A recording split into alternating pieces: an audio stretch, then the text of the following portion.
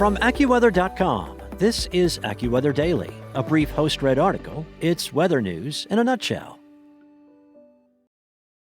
This year's tornado season is shaping up to be the most active in over a decade, with more tornadoes reported at this point in the year than in any year since 2011.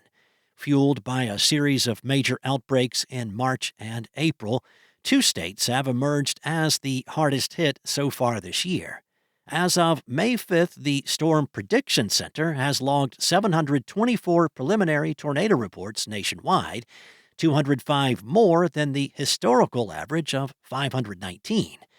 That puts this year well ahead of every tornado season in the past decade at this point in the year, including last year. Two states stand out with unusually high tornado reports: Mississippi, which leads with 96 through early May, and Illinois, which follows with 82 reports.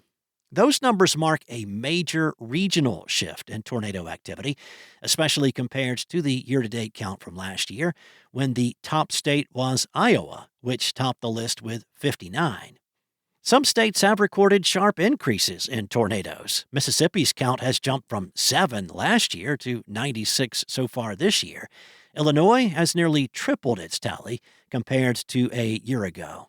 Now, as AccuWeather predicted, the bulk of the tornadic activity has been east of classic Tornado Alley this season, with the exception of Texas, though that typically changes throughout May. Much of this year's activity has been driven by 4 major tornado outbreaks back in March and April. So, what do the numbers mean? Well, the figures reported here are preliminary tornado reports submitted to the SPC. These numbers reflect all reported tornado sightings, but are subject to change. Multiple sightings may be merged into one tornado track, while damage surveys may uncover previously unknown twisters.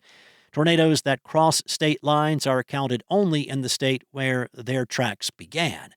Final numbers based on official ground surveys conducted by NOAA are typically released more than a year after the season ends.